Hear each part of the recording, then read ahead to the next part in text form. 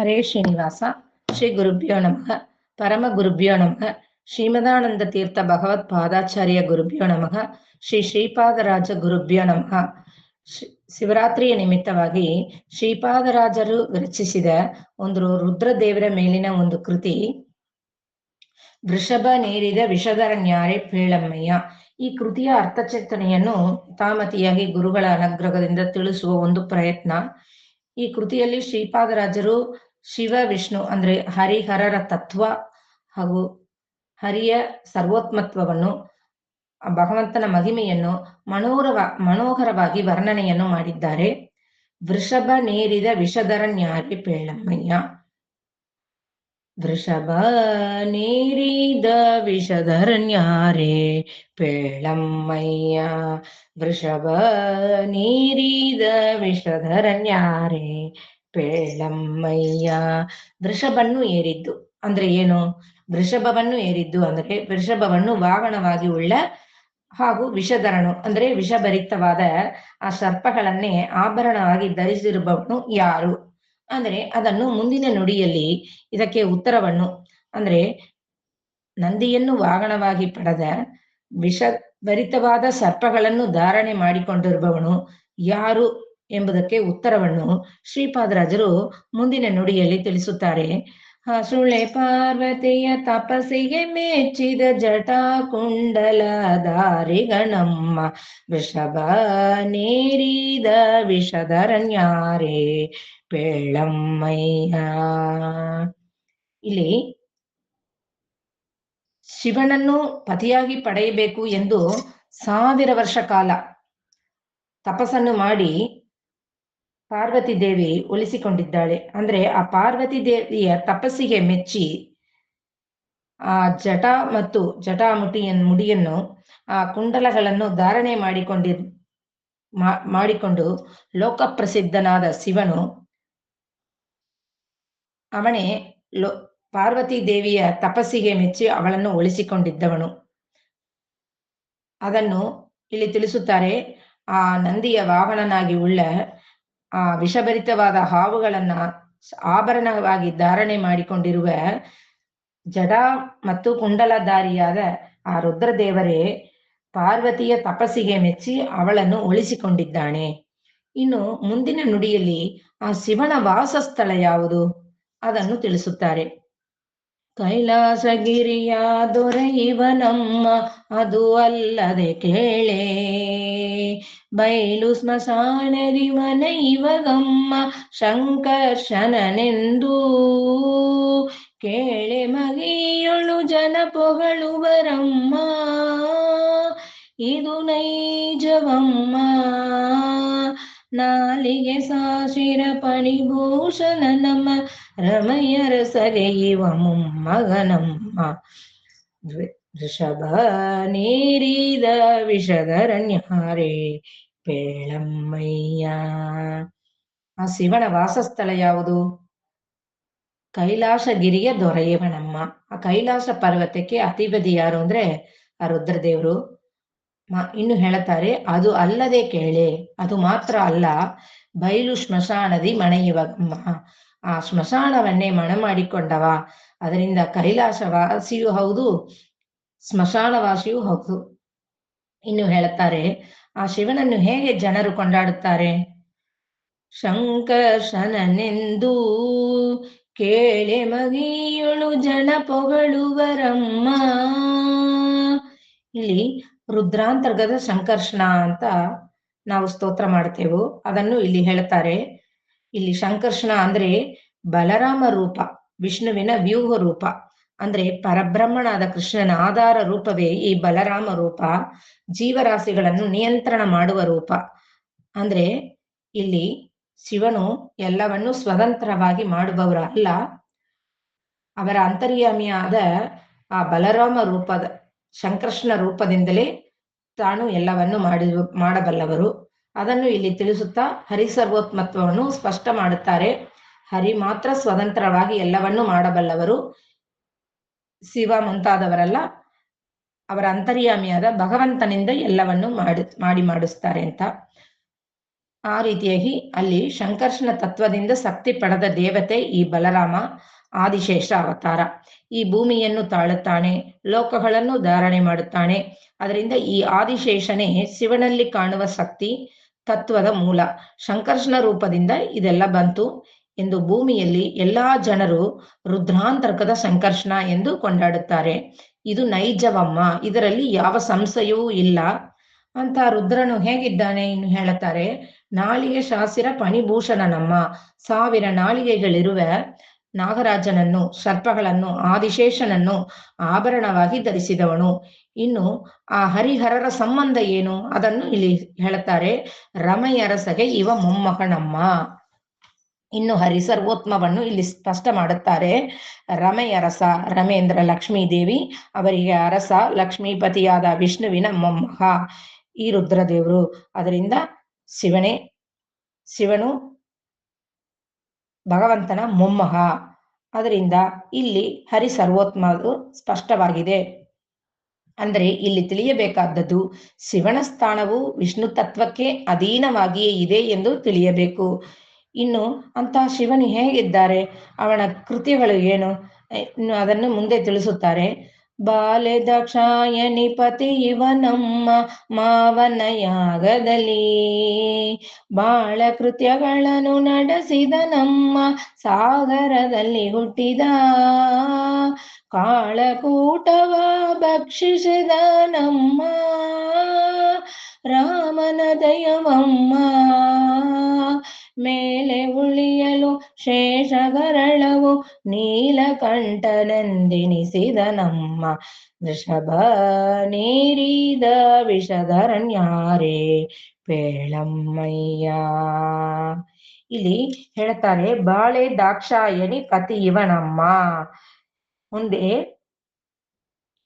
ಪಾರ್ವತಿ ಹಿಂದೆ ಏನಾದ್ಲು, ದಾಕ್ಷಾಯಣಿಯಾಗಿ ಇದ್ಲು. ಈಗಿರುವ ಪಾರ್ವತಿ ದೇವಿ ಹಿಂದೆ ದಾಕ್ಷಾಯಣಿಯಾದಾಗ ಅವಳ ಪತಿಯಾದವರು ಈ ಶಿವನು. ಆ ದಾಕ್ಷಾಯಣಿಯ ತಂದೆ ಆ ದಕ್ಷನು ವಿಷ್ಣು ಯಾಗವನ್ನು ಮಾಡಿದ.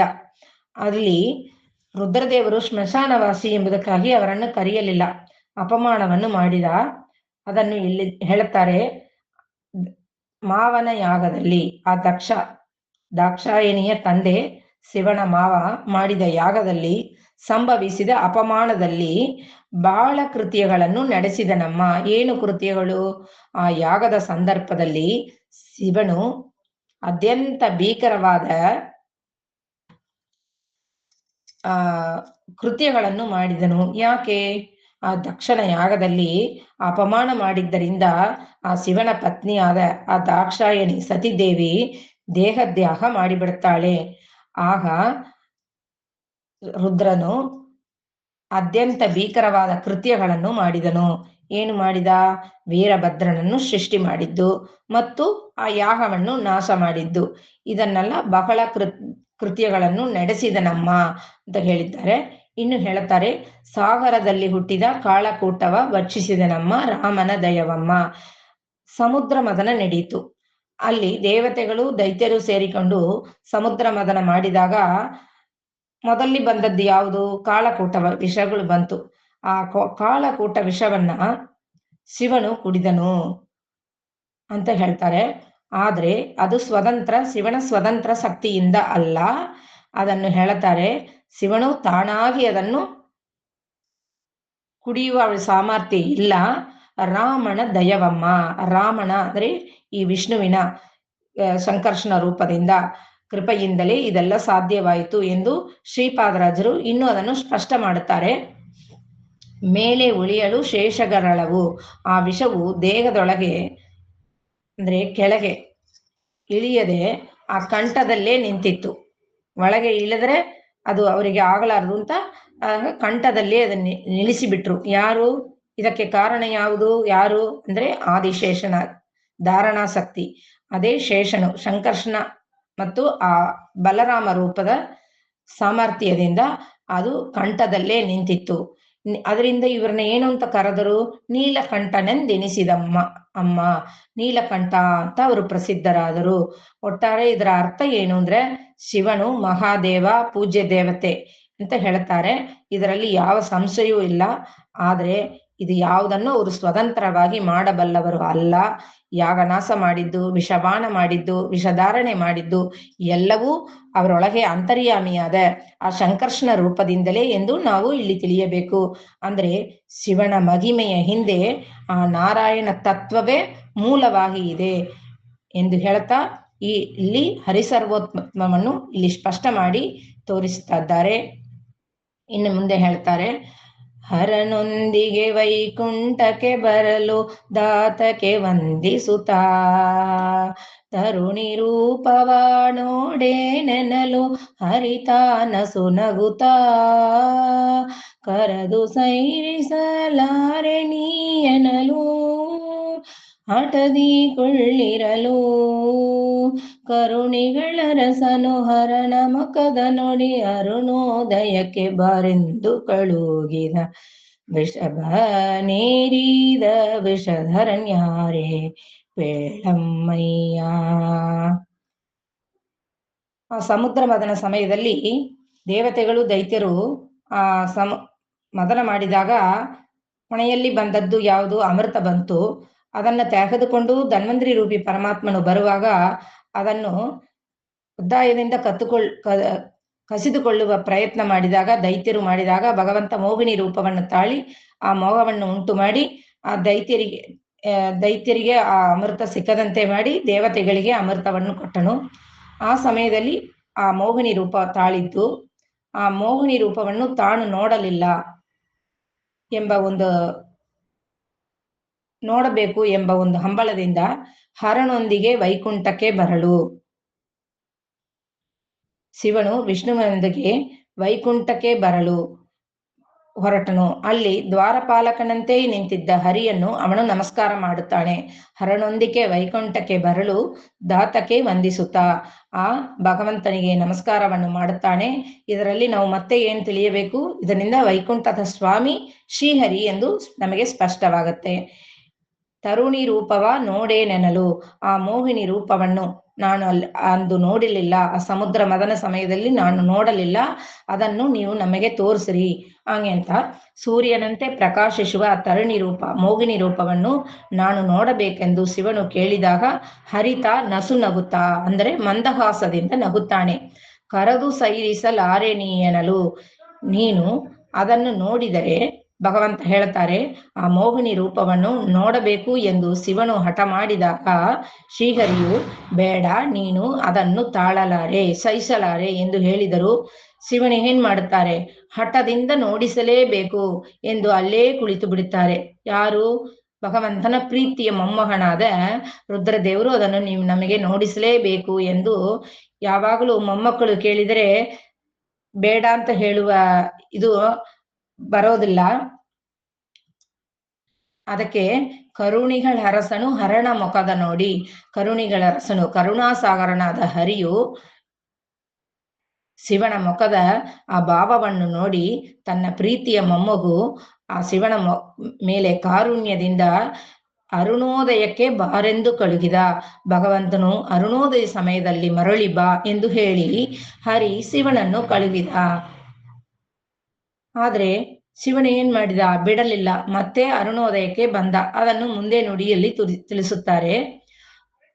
ಅರುಣೋದಯಕ್ಕೆ ಗಂಗಾಧರ ಬರಲು 16 ವರುಷದ ತರುಣಿ ರೂಪದಿ ಹರಿಮನದೊಳಗಿರಲು, ಚರಣನಗಾಗ್ರದಿ ಧರಣಿ ಬರೆಯುತ್ತ ನಿಂತಿರಲು, ಸೆರೆದ ಪಿಡಿಯ ಬರಲು, ಕರದಿ ಸಂಕಗದೆ ಚಕ್ರವ ತೋರಲು, ಹರನು ನಾಚಿ ತಲೆ ದಗ್ಗಿಸಿ ನಿಂತ, ವೃಷಭ ನೇರಿದ ವಿಷಧರಣ್ಯಾರೇ ಬೇಳಮ್ಮಯ್ಯ. ಮತ್ತೆ ಅರುಣೋದಯಕ್ಕೆ ಶಿವನು ಬಂದಾಗ 16 ವರ್ಷದ ತರುಣಿ ರೂಪ ಅಂದ್ರೆ ಭಗವಂತನ ನಾರಾಯಣಿ ರೂಪ, ಮೋಹಿನಿ ರೂಪದಲ್ಲಿ ಇರುವುದನ್ನ ಕಂಡು ಶಿವನು ಮೋಹಿತರಾಗಿ ಆ ಸೌಂದರ್ಯ ಹೆಣ್ಣು ರೂಪಕ್ಕೆ ಸೌಂದರ್ಯಕ್ಕೆ ಆಕರ್ಷಿತನಾಗಿ ಧರಣಿ ಬರೆಯುತ್ತ ನಿಂತಿರಲು ಆ ಮೋಹಿನಿ ರೂಪದಿಂದ ಇರುವ ಭಗವಂತನನ್ನು ನೋಡಿ ಅದು ಸ್ತ್ರೀ ಎಂದು ಅವನ ಸೆರಗನ್ನು ಪಿಡಿಯಲು ಬರಲು ಮಾಡಿದಾಗ ಭಗವಂತ ಏನು ಮಾಡಿದ? ತಕ್ಷಣ ಕರದಿ ಸಂಕ ಗದೆ ಚಕ್ರವ ತೋರಲು ಹರನು ನಾಚಿ ತಲೆದಗ್ಗಿಸಿ ನಿಂತ ಅಂತ ಮನ್ಮಥನನ್ನೇ ಸುಟ್ಟು ಭಸ್ಮ ಮಾಡಿದೆ. ಇಲ್ಲಿ ರುದ್ರದೇವರನ್ನ ನಾವು ಅಪಾರ್ಥ ಮಾಡಿಕೊಳ್ಳಬಾರದು. ಅಂತ ಮನ್ಮಥನನ್ನೇ ಸುಟ್ಟು ಭಸ್ಮ ಮಾಡಿದ ರುದ್ರದೇವರು ಅವರ ತಪೋಶಕ್ತಿಗೆ ಮೆಚ್ಚಿ ತನ್ನ ದಿವ್ಯವಾದ ಶಂಖ ಗತೆ ಚಕ್ರವನ್ನು ಪಿಡಿದುಕೊಂಡಿರುವ ರೂಪವನ್ನು ತೋರಿದಾಗ ಶಿವನು ತನ್ನ ತಪ್ಪಿನ ಅರಿವಾಗಿ ಹರನು ನಾಚಿ ತಲೆದಗ್ಗಿಸಿ ನಿಂತ. ತಪ್ಪಿನ ಅರಿವಾಗಿ ಏನು ಮಾಡಿದ? ನಾಚಿಕೆಯಿಂದ ಭಗವಂತ ಇದು ನಾವು ತಪ್ಪು ಮಾಡಿದೆವು ಅಂತ ಹೇಳಿ ನಾಚಿಕೆಯಿಂದ ತಲೆಬೆಗ್ಗಿಸಿ ನಿಂತ. ಅದನ್ನು ಹರಿಕಥಾಮೃತ ಸಾರದಲ್ಲಿ ಕೂಡ ಈ ರೀತಿ ಹೇಳುತ್ತಾರೆ.